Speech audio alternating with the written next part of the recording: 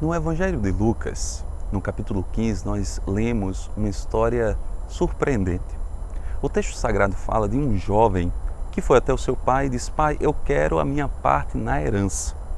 O pai assim o fez e aquele jovem pegou a sua parte, viajou por inúmeros lugares, gastou escusamente aqueles valores com prostituição, com bebedeiras, etc., até que ficou sem nada no bolso.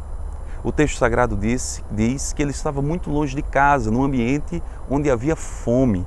E aí, de repente, aquele jovem judeu, para sobreviver, foi trabalhar com porcos e almejava ao menos comer da comida daqueles porcos.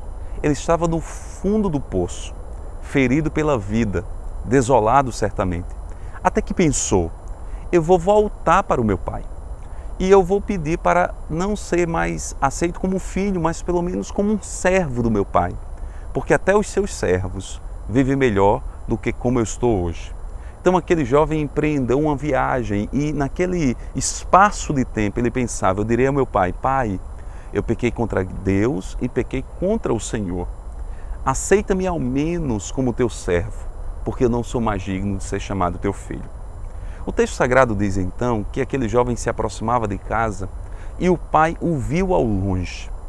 O pai então corre para os braços daquele jovem, acolhe-o em seus braços e o jovem então talvez com um suspiro diz: Pai, eu pequei contra o céu, eu pequei contra o Senhor, eu não sou digno de ser chamado teu filho, recebe-me ao menos como teu servo.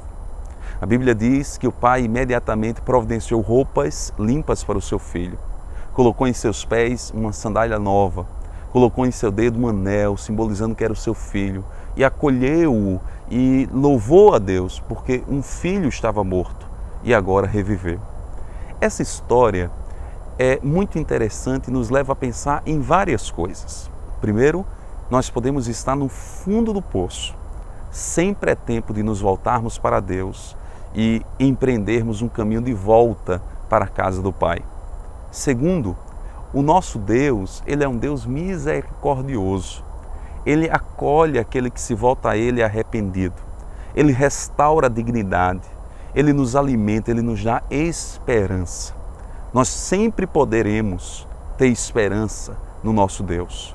Não há abismo tão profundo que possa tolher a esperança num Deus que restaura o homem. A minha oração é que nós nunca nos desviemos, saiamos da casa do Pai, mas se porventura estivermos longe dela, que nós possamos ter a experiência de retornar à casa desse Deus maravilhoso, que certamente irá ao nosso encontro para nos acolher em seus braços e nos dar a dignidade de sermos reconhecidos filhos de Deus.